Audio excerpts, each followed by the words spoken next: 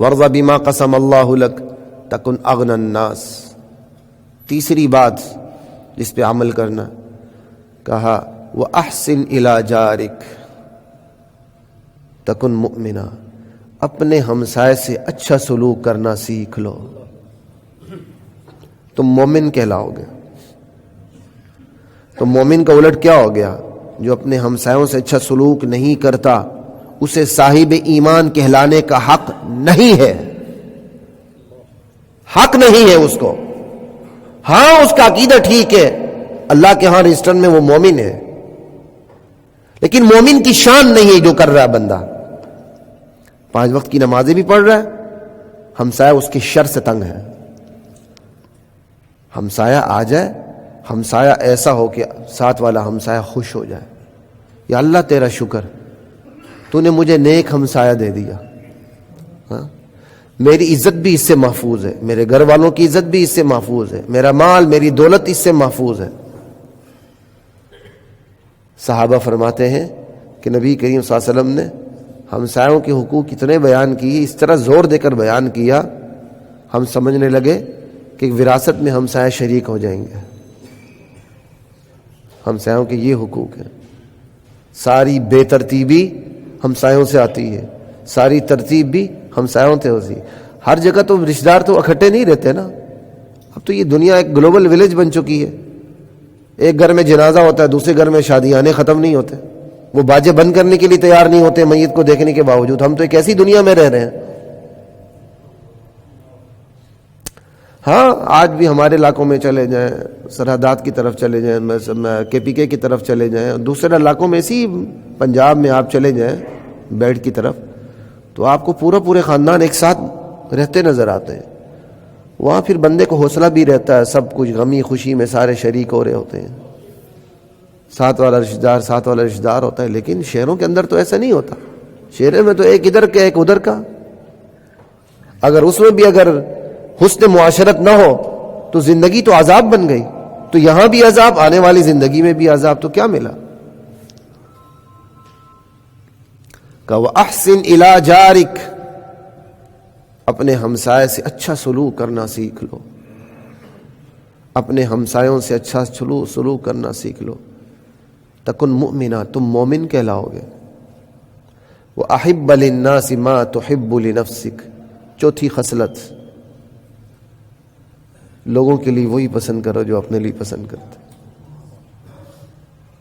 لمبی لمبی تقریریں کریں گے، منرل واٹر کی بوتل ہاتھ میں ہوگی، اور جس محلے میں تقریر کر رہے ہوں گے وہاں انسانی فضلہ پائپوں میں آ رہا ہوگا،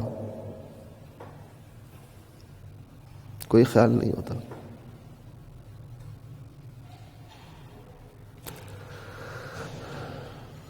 جن کپڑوں میں سوراخ ہو جائیں وہ اپنی نوکرانیوں کو دے دیتے ہیں۔ ٹھیک ہے پرانے ہو جائیں دے سکتے ہیں، غلط نہیں ہے، لیکن جو اپنے لیے پسند کریں وہ دوسروں کے لیے پسند کریں۔ کوشش کریں ایسا بھی کر لیں جو آپ کی بیگم پہنتی ہے، اپنی عاجزی پیدا کرنے کے لیے، اپنا غرور پیدا کرنے کے لیے۔ تو آپ کے گھر میں کام کرنے والی اس کو بھی اسی طرح کا لباس لے کر خود نہ دیں، آپ کی مہربانی اپنی بیوی کے ہاتھ سے دیں۔ ہاں خود آگے نہ جائے، آپ کی بہت مہربانی ہوگی۔ لا الہ الا اللہ، عاجزی آئی گئی۔ آپ کا ڈرائیور ہے، ساتھ بٹھا کے کھانا کھلائیں اس کو۔ ہاں گھروں میں یہ موقع نہیں ہوتا، اب فیملی کے ساتھ ہوتے ہیں، لیکن جو کھاتے ہیں اس کو وہی دیں، وہی دیں اس کو۔ کوشش کریں، اللہ نے آپ کو طاقت دی ہے تو۔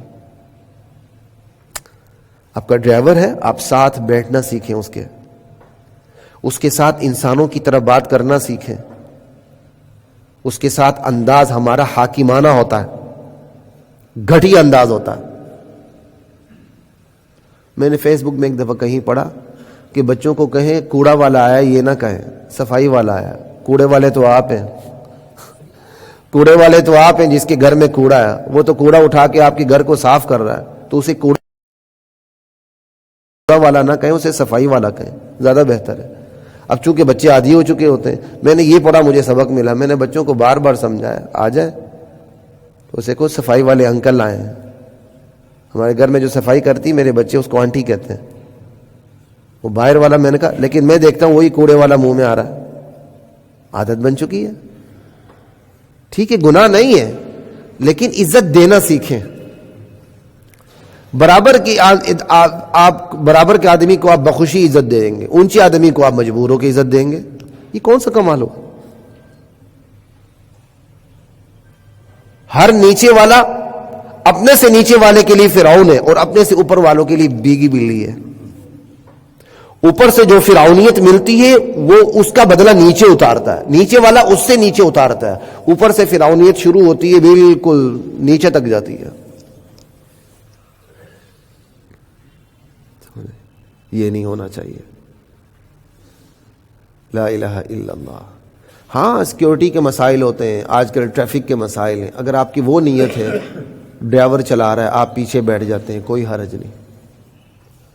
لیکن اگر آپ پروٹوکول پہ عمل کرتے ہیں، چونکہ ڈرائیور ہے آگے بیٹھا ہے لہذا یہ میری شان کے خلاف ہے کہ میں اس کے ساتھ بیٹھوں، خدا کی قسم آپ غلط کر رہے ہیں. خدا کی قسم یہ حماقت اور جہالت کی بات ہے. ہاں کوئی سیکیورٹی پرابلم ہے، کوئی ٹریفک ہوتی ہے، آپ ذرا اپنے آپ کو سیف سائڈ پہ رکھنا چاہتے ہیں، پیچھے بیٹھ گئے. پہلے ہوتے تھے ڈرائیور کے پیچھے بھی نہیں بیٹھتے تھے، صاحب ایسے ہو کے بالکل نظر ہی نہیں آتا تھا. اب شاید وہ تھوڑے سے ہوشیار ہو گئے افسران، ان کو پتہ چل گیا ایکسیڈنٹ ہوتا ہے تو سب سے پہلے نیچرلی ڈرائیور اپنی سائڈ کو بچاتا ہے. تو میرے خیال میں اب پروٹوکول بدل گیا ہے، اب وہ ڈرائیور کے پیچھے بیٹھتے ہیں، کہتے ہیں ڈرائیور نے اپنی سائڈ بچانی ہے، کچھ ہو گیا تو ہم بچیں گے. وہ بھی اپنے لیے، اس لیے نہیں کہ چلو ڈرائیور ہے سیکیورٹی کا مسئلہ ہے تو میں پیچھے بیٹھ جاؤں. اگر یہ نیت ہے تو بہت اچھی بات ہے. سمجھ کوئی سیکیورٹی کا مسئلہ ہے، کوئی ٹریفک کا مسئلہ ہے، پیچھے بیٹھ جائیں، حرج کی بات نہیں. آپ دو دوست ہیں آپس میں گپ شپ کرنا چاہتے ہیں، ڈرائیور آ گیا، آپ دونوں پیچھے بیٹھ کے کوئی، لیکن نیت یہ ہے چونکہ وہ ڈرائیور ہے میں باس ہوں لہذا میں چلاؤں گا تو وہ پیچھے بیٹھے گا، وہ چلائے گا تو میں پیچھے بیٹھوں گا. خدا کی قسم یہ پروٹوکول نیری حماقت اور جہالت ہے، نبی علیہ السلام کی پوری سیرت کے خلاف ہے. اللہ کے نبی جب مجلس میں بیٹھتے تھے تو پتہ نہیں چلتا تھا نبی کون ہے امتی کون ہے، لیکن امتی نبی علیہ السلام کی عزت کرنا جانتے تھے. یہ نہیں کہ پتہ نہیں چلتا تھا نبی کون عزت کون ہے، آپ علماء کی پگڑی اچھال دیں ہاں ہو کر کے مذاق میں ساری، نہیں یہ بھی غلط ہے. باہر والے کو پتہ نہیں چلتا تھا لیکن جو اندر بیٹھے ہوئے انہیں اپنی باڈی لینگویج سے، ہر لحاظ سے، ادب آداب سے، گفتگو سے پتا تھا کہ نبی کون. باہر والے کو پتہ نہیں چلتا تھا. ہجرت پہ گئے، ہجرت پہ گئے، آپ کو پتہ ہے نا،